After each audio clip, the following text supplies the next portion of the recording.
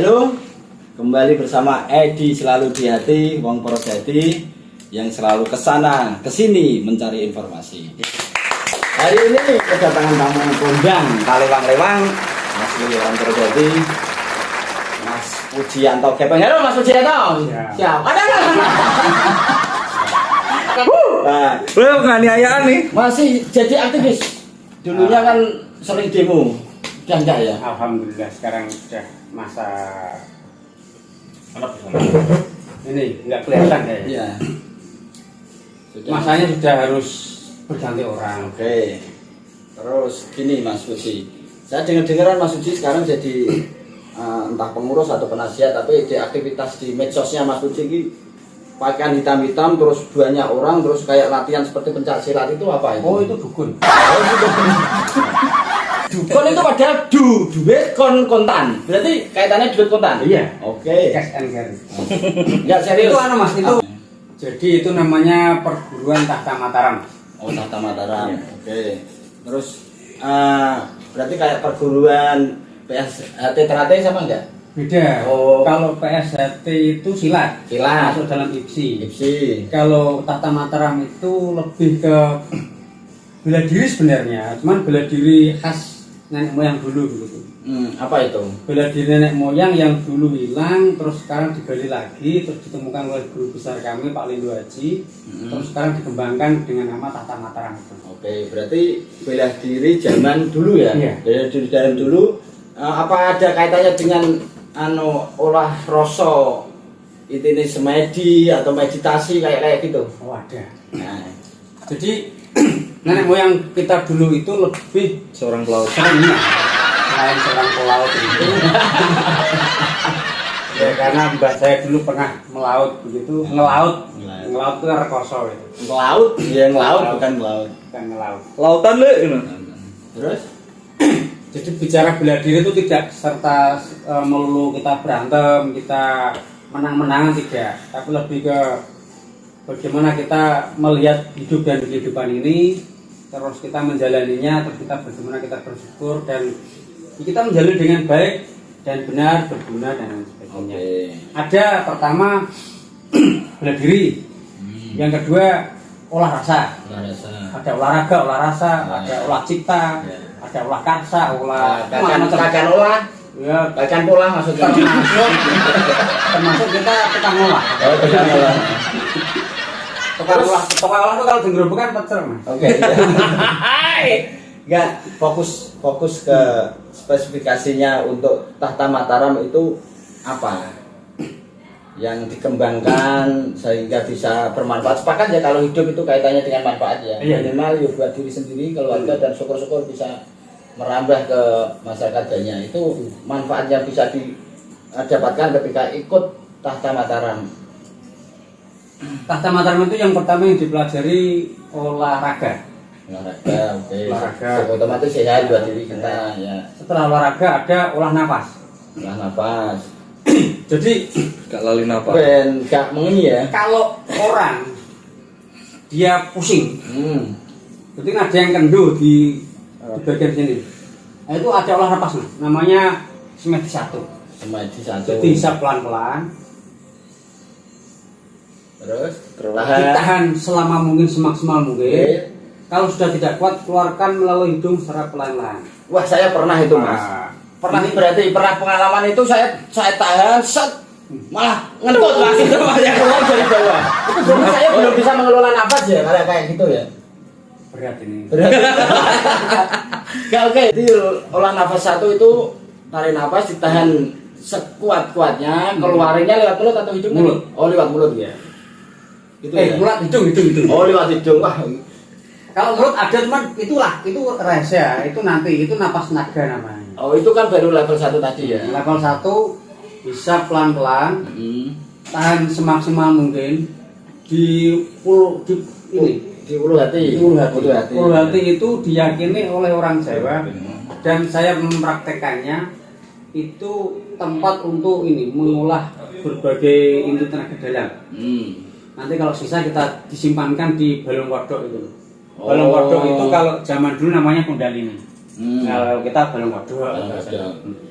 Jadi ya ketika pemula ya maksudnya belajar seperti itu durasinya untuk pertama kali seandainya saya nanti akan mempraktekkan itu berapa kali tarik nafas, tahan, lepas, tarik nafas itu idealnya berapa kali? 5 sampai 8 kali cukup.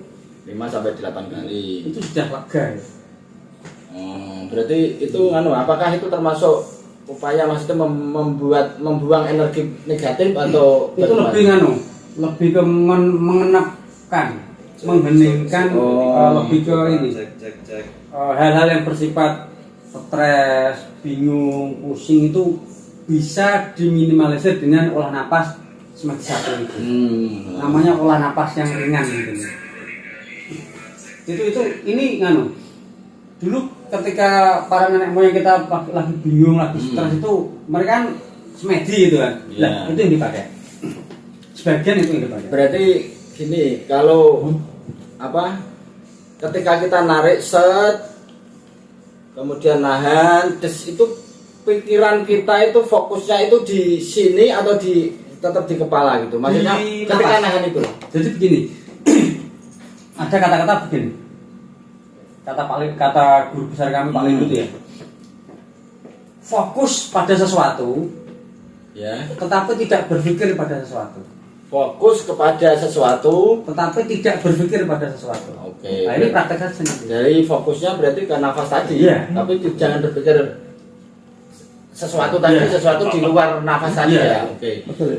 Nah, itu kalau bisa saya simpulkan sementara bahwa itu juga upaya mengheningkan diri, menep tadi ya, menep. Oke, ketika kita menep kan berarti apakah itu juga berkaitan dengan bagaimana kita itu tidak menyakiti orang lain, kemudian juga tidak melakukan kejahatan kayak gitu.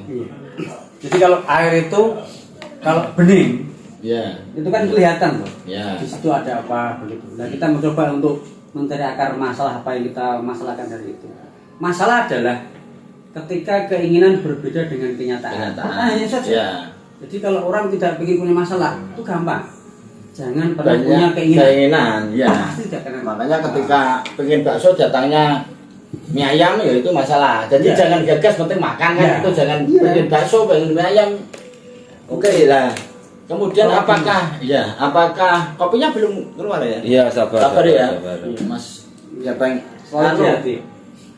Apakah ketika kita sudah di tataran pernafasan itu level 1, kemudian kita juga apakah itu bisa memberikan sesuatu itu kepada orang lain dalam konteks membantu dengan metode tadi, metode kalau nafas. Sudah sehat jiwanya, maka ada pernapasan kedua. Pernapasan kedua, raganya.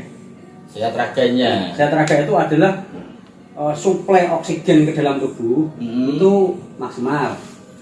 Peredaran darah lancar. Itu bisa dengan olah napas Mas. Jadi namanya semedi 2. Semedi 2. Kalau semedi 1 itu pelan, ditahan pelan, dikeluarkan pelan. Kalau semedi 2 itu keras. Tahan keras. Kalau tidak kuat keluarkan melalui mulut dengan cara bersin. Wah, keluarnya yang ya? Iya. Jadi nyemprot kabeh kok. Iya, kabeh. Dari keluar semua kan. Kabeh kotor. Iya. Tapi ya repot ini. Iya. Lah terus ini kan balas dendam. Gini. Oke, yang terkait dengan Tata Mataram tadi ya. Saya juga dengar informasi Mas Puji ini bisa, Mas Gepeng aja ya. Mas Gepeng ini bisa melakukan pengobatan jarak jauh. Ini kopi. Iya. Minum. Kopi siap. Buka dulu aja. Buka dulu terus kita bikin. Karena ini tak kira dengan Tata Mataram bisa panas. Kita nggak enak. Nggak enak. Sama penonton dikira nanti kita sambung. Oke. Nikmat mana lagi yang engkau dustai. Lanjut Mas Gepeng. Jadi berdasarkan informasi Mas Gepeng ini bisa melakukan pengobatan dengan jarak jauh. Apakah ini juga terkaitan dengan kompetensi atau keilmuan yang Mas Gepeng dalami di dalam Tata Mataram ini? Sebenarnya begini, kalau kita melakukan yang namanya olah napas tadi dengan benar, dengan teratur, tahu metodenya, terus kita praktek dan kita tahu cara ininya, pengaktualisasiannya, maka akan muncul yang namanya inti tenaga dalam. Inti tenaga dalam. Inti tenaga dalam itu kan energi. Ya. Energi itu kan punya sifat dua. Satu dia cerdas, dua dia kekal. Cerdas dan kekal. Kekal. Bukan cerdas dan jahat ya. Bukan. Cerdas dan kekal. Ya, kalau Oke. jahat itu Mister Mahmud. Oh. Ya, cerdas dan kekal. Oke, energi ada dua. Punya sifat yang Sifat. paling karakter terkuat kan dua. Dua. Pertama dia cerdas, Hmm. kedua dia kekal. Kekal. Energi ini meskipun kekal, dia bisa berubah bentuk. Kekal bisa berubah bentuk. Nah. Oke. Jadi ketika dia masuk ke dalam saya sudah bisa memakainya, maka Ya. kita energi ini atau inti tenaga dalam ini bisa yang pertama menyembuhkan penyakit. Penyakit. Yang kedua bisa menghalau atau magri omah itu. Ya minimal kita bisa menjaga rumah, membuang energi negatif. Pagar rumah. Berarti lho, toko besi, toko anu gak payu. Oh, pagar secara anu ya. Oke. Berang ini, berang. Ya. Jadi berarti pagar secara bahasa boleh nggak saya memakai pagar gaib? Boleh. Oh, bukan pagar gaib ya, pagar gaib. Jadi karena gaib itu kan sifatnya energi juga ya, energi negatif, energi positif, ya berarti pagri. Nah itu metodenya juga jarak jauh juga, mager-mageri kayak gitu. Karena energi ini bersifat cerdas, maka jarak dekat bisa, jarak jauh bisa, Ya. tergantung kemampuan kita dalam mengolah energi itu. Bukan anu ya, biar kalau nanti wah sih kudu tak parani biar dapat cowok atau enggak ya. Kalau itu teknik. Oh, teknis itu strategi lah, strategi aja ya. Sebenarnya jarak jauh pun bisa. Bisa. Tapi kebanyakan wah ini kudu tak parani, kita pagri. Ini harus tak parani, ini harus pakai air tujuh warna, ini harus pakai apa, itu teknis. Teknis so. Biar kita kerja serius dan pasien kan melihat. Wah, ini Sugesti ya, sugesti pasien juga dapat ya. kerjanya keras. Tapi 3 juta ya. Masuk. Ada ini pertanyaan dari Iya. pemirsa ini. Ya, ini. Benar, Energi pertanyaan ini. energi itu contohnya seperti apa kalau untuk lazim ini untuk menggambarkan di masyarakat umum. Ini dari Mahmud Udin ya. Oh, dari Muhammad Udin. Jadi begini, energi itu gini aja. Kalau malam kan kita foto gitu, cekrek gitu kan, ada bintik-bintik putih, bintik-bintik bulat itu loh. Ya. Oh, Nah, ya. Cahaya-cahaya itu itu. namanya orb. Itu energi. Oh, Pak. iya. Energi. Itu energi yang di alam ini. Yang energi itu bisa kita pakai untuk memuluskan keinginan kita. Nah, energi energi yang sebenarnya sifatnya netral. Energi itu bisa kita pakai untuk berbuat salah. Nah, maka orang melihatnya itu sebagai ilmu hitam. Sebenarnya ilmu hitam tidak ada karena ilmu itu ya dia netral, sebenarnya netral. Jadi energi itu di alam nyata ini banyak, itu bisa kita manfaatkan. Nah, energi yang paling mudah yang dipelajari oleh kita ya itu ya orb itu tadi, titik-titik itu. Nah, berarti Nanti kalau kita bicarain kemana-mana. ya, oke. Tapi nggak apa-apa. Oke. Nggak, sekarang gini berkaitan dengan itu mungkin bisa dikupas di episode berikutnya ya berkaitan dengan cara mageri tadi, pengobatan jarak jauh segala macam nanti Medis bisa- non medis. medis non medis itu nanti bisa dikupas lagi lah. Sekarang gini, saya tertarik dengan Tata Mataram ini kan tadi konsepnya kan menep lah kan. Karena bagaimanapun meditasi olah rasa itu kan menep, punya sifat-sifatnya menep. Nah itu keterkaitan apakah ketika menep itu memanai sifat-sifat kemarifatan, ke arah kemarifatan apa tidak, apa tetap biasa-biasa saja atau bagaimana? Jadi kalau secara reduktif Ya. secara reduktif Wah, di ini. kita ini kita selalu melihat banyak hal itu dengan tingkatan. Biar gampang ini loh, gampang melajarinya, memahaminya. Jadi ada tingkatan syariat, tarekat, hakikat, marifat. Sebenarnya itu tingkatan pun yang membuat kita sebenarnya. Kita sendiri yang membuat itu.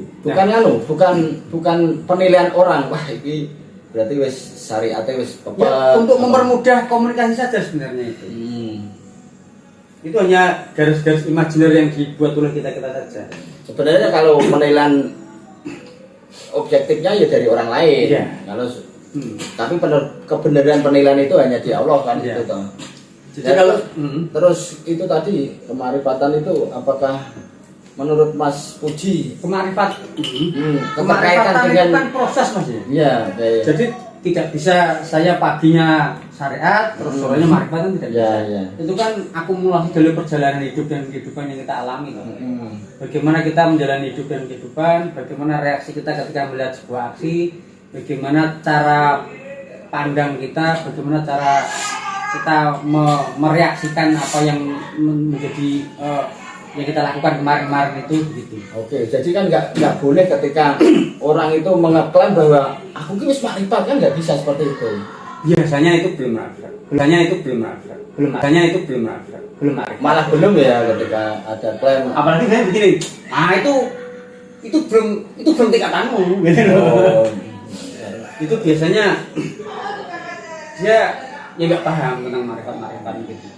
Kita nggak usah bicara marifat, kita Oke. bicara tata mataram dulu. enggak. Tadi kan ada malah pengembangan. Sekarang gini.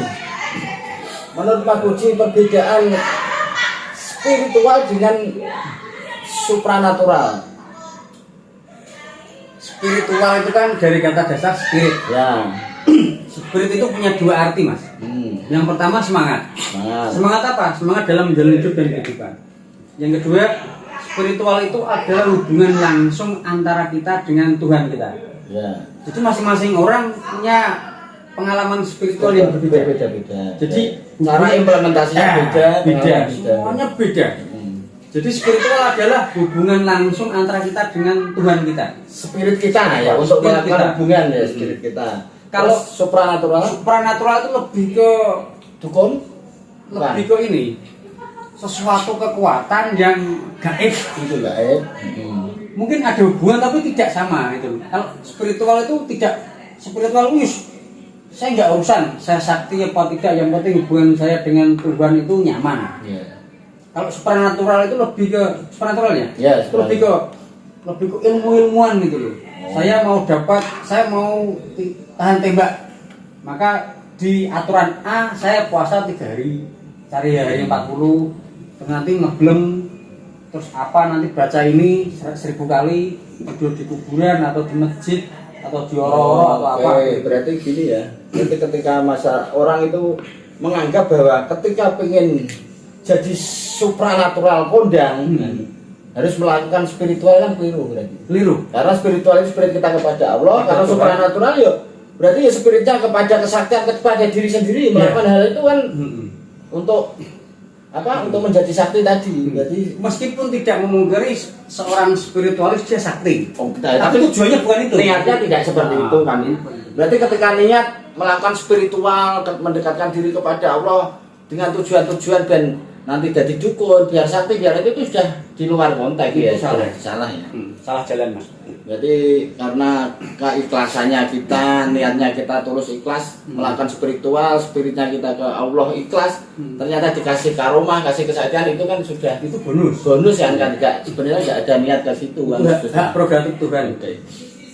Nah Mas Puji ini kan juga berarti sudah masuk kategori paham terkait supranatural mas. Maksudnya supranatural berarti punya kesaktian bisa taruhlah seperti saya orang awam ini bisa transfer energi jarak jauh sama ke rumah. Berarti kan supranatural tak artikan bisa melihat barang yang saya tidak lihat. Taruhlah bisa melihat gaib, bisa melihat pocong keduru kayak Gini, energi. Gini. Gimana itu?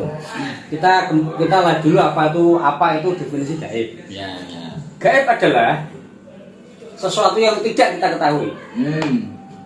Oke, Ya. termasuk Allah kan sifatnya gaib. Tetapi ketika kita bisa lihat setan, mungkin setan itu bagi masyarakat umum gaib. Ya. Mungkin ya. Ya. Tapi bagi kita yang sudah melihat itu bukan gaib lagi. Karena sudah melihat. Kita sudah melihat, Ya. merasakan atau ada getaran-getaran, ada pancaran-pancaran energi atau getaran yang kita rasakan. Wah, ini potongan nih.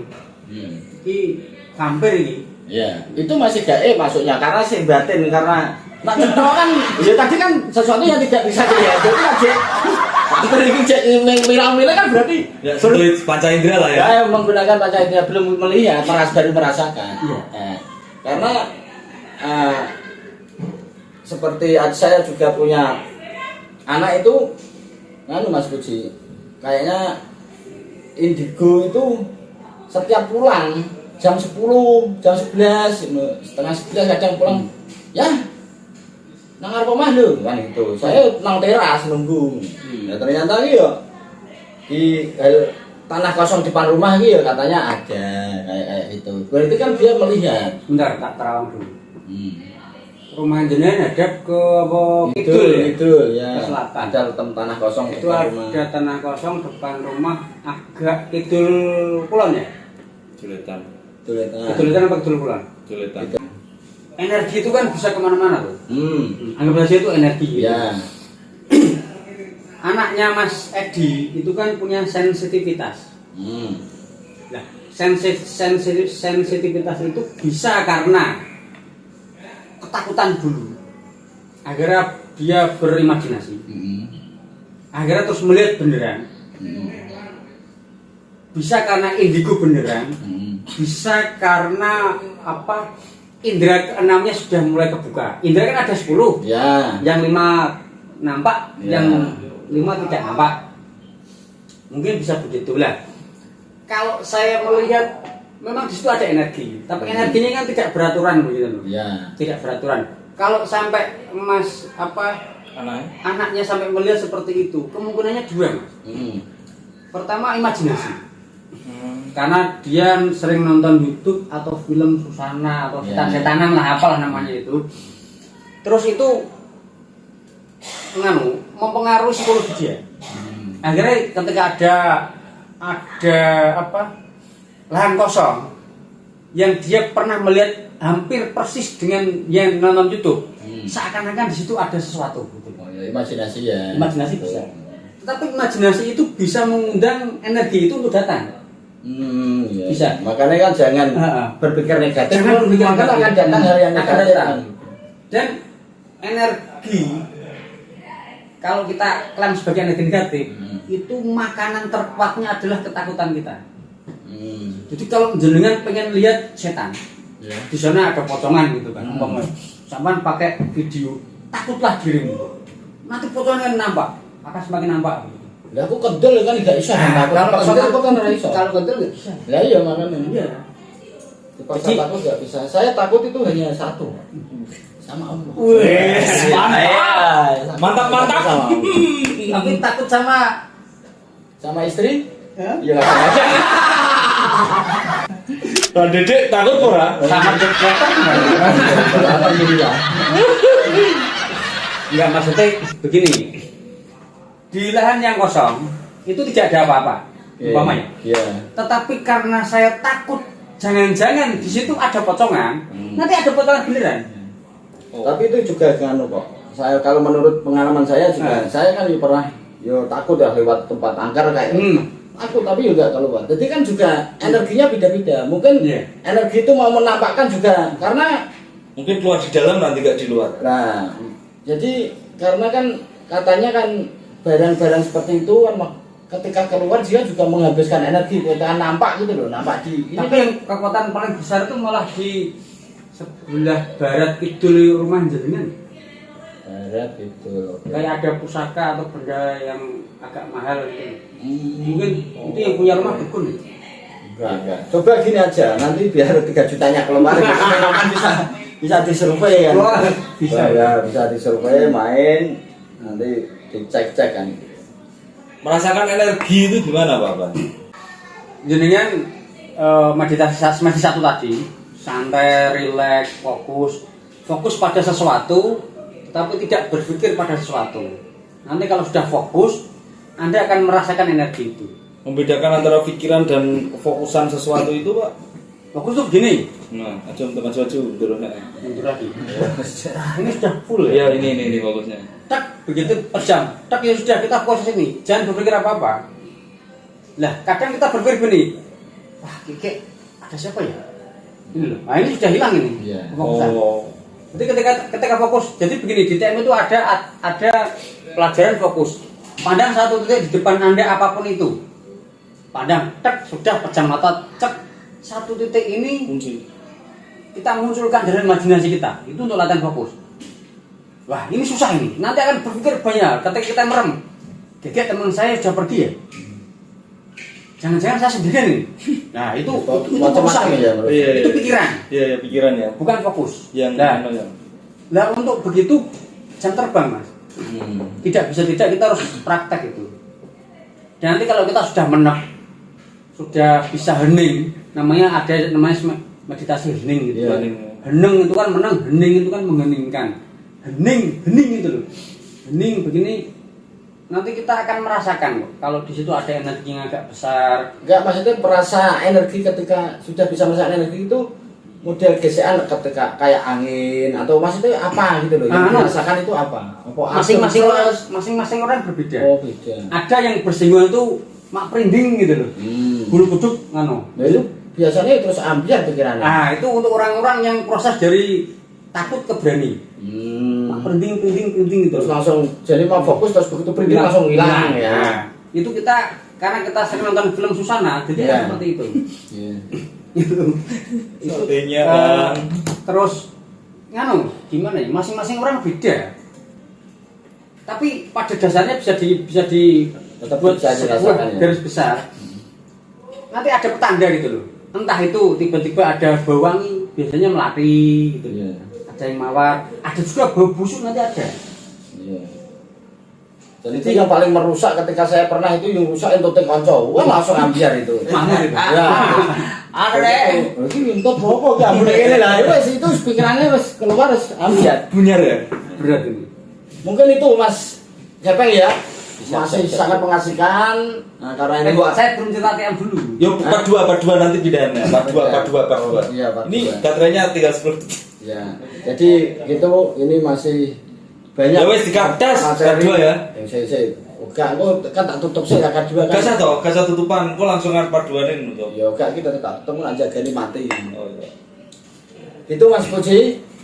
Terima kasih sekali. Masih banyak hal yang perlu digali dengan potensi-potensi informasi karena Edi selalu di hati ini tujuannya mencari informasi-informasi ke sana ke sini. Ya.